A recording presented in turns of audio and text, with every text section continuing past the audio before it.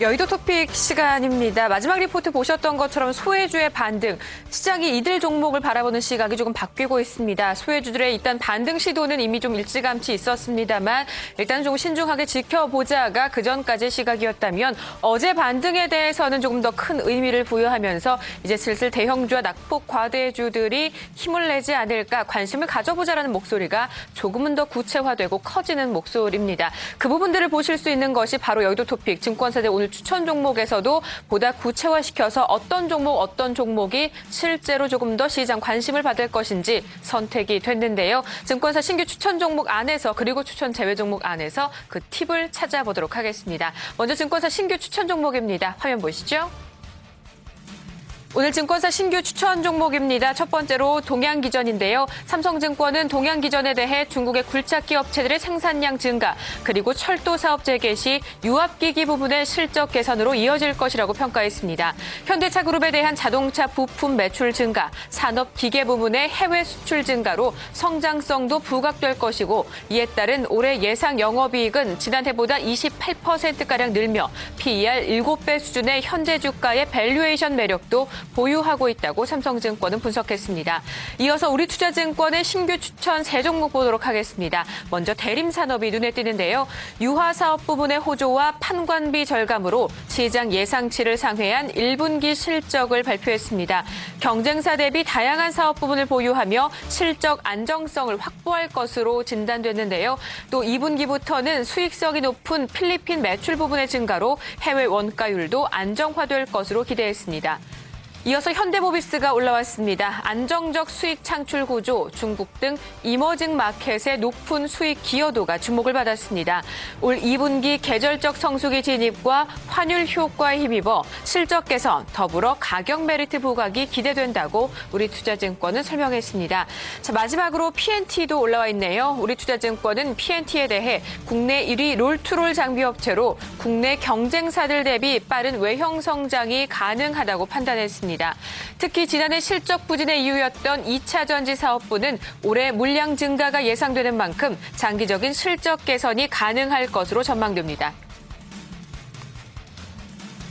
자, 다양한 종목들 확인해 볼 수 있었습니다. 바뀐 시장 분위기를 다시 한번 엿볼 수 있는 대목이에요. 낙폭가대 대표적인 업종이었던 건설과 자동차주의 대표적인 종목들 대림산업과 현대모비스가 추천 종목에 이름을 올렸습니다. 오늘 GS건설 쪽에서는 신용등급 하향 전망, 하향 소식이 다시 나오기는 했지만 일단 선을 긋고 있는 대림산업 움직임들이 상당히 중요해지는데요. 이 부분들 조금 체크가 필요하지 않을까 싶습니다. 지금 또 하단으로 자막이 나가고 있죠. 삼성전자 1분기 실적 발표가 있었습니다. 매출액이 52조 8,680억 원, 그리고 영업이익 부분이 조금 더 중요하지 않을까 싶어요. 잠정치가 나왔을 당시에 8조 7천억 원이었는데요. 지금 수치로 내용을 조금 더 확인을 해봐야 될지 싶습니다. 일단 잠정치가 한번 나오고 있는 상황이고요. 지금 전해지는 속보에 따르면 8조 7천억 원, 일단은 잠정치 수준 그대로 정도의 실적이 나온 듯 싶습니다. 어찌 보면은 실적 잠정치 나왔을 당시보다 이후 나왔던 해석치에서 그 애플 쪽에서의 충당금 부분 제외하면은 9조 원을 넘는 수준이다. 서프라이즈급의 실적이다라는 코멘트들이 나왔었던 만큼 일단 그 부분 수준에 좀 더 포커스를 맞춰보시는 게 어떨까 싶네요. 삼성전자 잠정치 정도 부합하는 수준의 실적이 공개가 됐고요. 오늘 주가 일단 어제 마감 호가 당시에 보여줬었던 150만 원대 재차 돌파 여부 상당히 중요해질 듯 싶습니다. 삼성전자 얘기 또 실적까지 함께 코멘트로 살펴봤습니다. 앞서 추천 종목에서 얘기 드렸던 것처럼 대림산업, 현대모비스 등 건설, 자동차 업종, 소외 업종들의 반등 역시 오늘 주목해 보시기 바랍니다. 자, 이번에는 추천 제외 종목 볼게요. 어떤 종목 올라와 있는지 화면으로 보겠습니다. 증권사 추천 제외 종목입니다. 오늘 삼성증권이 아이원스를 추천해서 제외했습니다. 5월 초 전환사채 물량 전환이 예정돼 있어 일시적인 수급 부담을 우려했는데요. 이로 인해 포트폴리오에서 제외한다고 설명하고 있습니다. 다음으로 우리투자증권이 세 종목을 제외합니다. 먼저 코이즈, 기관과 외국인의 적극적인 매수세 유입으로 추천일 이후 잘 움직였지만 단기 급등 이후 차익 매물출의 가능성, 고점 부근에서의 주가 변동성 확대 우려로 차익 실현을 결정 결정했다는 진단이었습니다. 자, 이어서 게임빌도 올라왔네요. 최근 6거래일 연속 기관 매물이 나오며 수급 상황이 악화되고 있는데요. 추세 회복도 지연되고 있어 제외하기로 결정했다고 합니다. 마지막으로 LG전자도 올라왔습니다. 지난해 3월 기록했던 직전 고점 부근에서 기관 차익 실현 매물이 출회되고 있는데요. 이로 인해 상승 탄력 둔화가 우려돼 그에 따른 결정이라고 우리투자증권은 설명하고 있습니다. 참 바쁜 것 같습니다. 한참 속도를 내고 있었던 또 대표적인 종목이었던 LG전자가 오늘은 추천에서 제외됐습니다.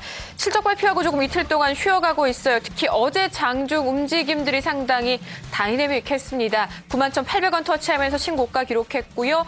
이후 힘이 조금 빠지더니 9만 원대 아래에서 종가 형성됐고 기관 쪽도 이틀 연속 매도 우위였습니다. 오늘 LG전자에 대한 기사들 쭉 찾아보니까 좋다 말한데가 어제장 LG전자에 대한 흐름 관련된 평가였는데요. 앞서 우리투자증권이 지난해 3월 기록했던 고점 부근에 인접했다라고 평가를 했어요.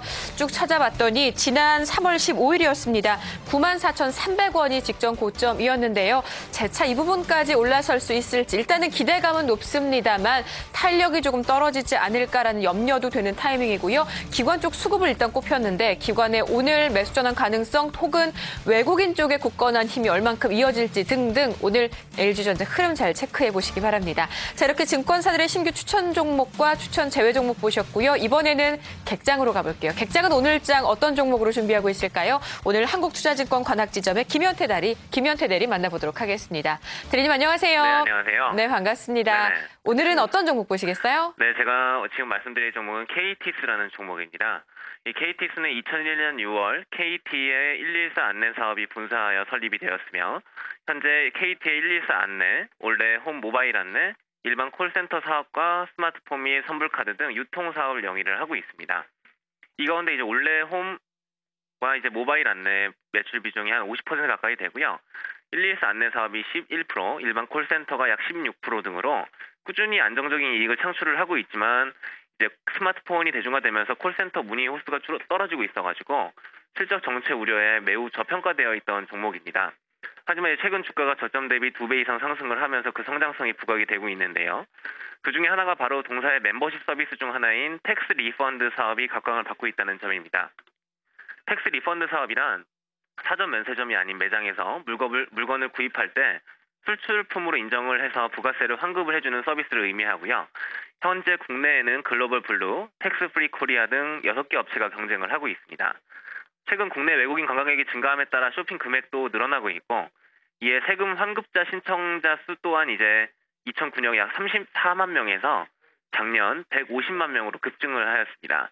하지만 여전히 외국인 관광객의 내수세 환급 수준은 상당히 낮은 수준이고 시장 규모가 올해 1,007억 원에서 2015년 2,310억 원까지 급격하게 커질 전망입니다. 더욱이 KTS가 경쟁 업체들과 차별화되게 이제 관광객들의 편의를 위해서 세계 최초로 일괄 전산화된 서비스를 제공하고 있어가지고 시장 확대와 더불어서 동사의 본격적인 매출 신장이 기대가 됩니다. 또한 이제 제가 자주 듣는 모멘텀인데 우리나라를 방문하는 외국인들이 지속적으로 증가를 하고 있고 앞으로도 그럴 거라는 전망이 우세를 하고 있습니다. 중국인 관광객 수가 크게 증가할 것으로 보이는데요. 2012년 우리나라를 방문한 중국 입국자 수는 2011년 대비 28% 증가한 284만 명이었고 올해는 작년에 대비했을 때 23% 증가한 346만 명. 이게 이제 2020년까지 가게 되면 787만 명에 달해서 지금보다 2배 이상 증가를 할 전망입니다. 현재 우리나라를 방문하고 있는 중국인 관광객은 정체 방문객 가운데 30% 매우 큰 비중을 차지하고 있고 국민소득이 계산됨에 따라서 1인당 평균 소비 금액이 1,900달러까지 늘어나 있는 상태입니다. 소비하는 수준 또한 최근 3년 연평균 20% 이상 증가를 하고 있어가지고 입국자들의 소비 확대 전망도 매우 긍정적인 상황이고요. 이들이 소비하는 금액 중에 약 25% 정도가 세금 환급 대상인 점에 비춰볼 때 견조한 시장과 모멘텀을 보유한 KTS의 주가 추가 상승 흐름을 기대를 해보고 있습니다. 마지막으로 간단히 말씀드리겠는데요. 워낙에 앞에서 말씀드렸지만 저평가되어 있는 종목이에요. 성장 산업이 아닌 내수 시장 산업 114 콜센터에 의존한 사업 부문이 저평가를 만든 주요 원인인데 현재 이제 주가가 상승했음에도 불구하고 실적이 개선되면서 아직까지도 매우 저평가되어 있는 PER 7배 기준으로 봤을 때도 주가 수준 한 7천 원 이상을 기대할 수 있는 상황입니다. 그래서 이제 이런 디스카운트가 시장에서 주목을 받으면서 성장이 전망되는 환급 사업에 대해 긍정적인 전망을 포함시키게 되면 재평가가 필요한 시점이라고 저는 생각을 하고 있습니다. 실적, 중국, 저평가 이렇게 키워드로 좀 맞추게 되는 것 같은데요. 가격 전략은 어떻게 세우고 계세요? 일단 지금 상당히 지금 어제 이제 젠백스 때문에 코스닥 시장이 좀 밀리면서 주가가 상당히 오르다가 좀 빠졌는데 일단 매수가 5,020원 제시를 해드리고요. 목표가 앞에 말씀드렸던 PBR 700 구간인 7,100원, 손절가는 전고점 부근인 4,550원 제시를 해드립니다. 네, 알겠습니다. 대리님 오늘 말씀 여기까지 드릴게요. 잘 들었습니다. 네, 감사합니다. 네, 오늘 KTS 함께 살펴봤습니다. 한국투자증권 관악지점의 김현태 대리와 함께했네요. 여의도 투픽이었습니다.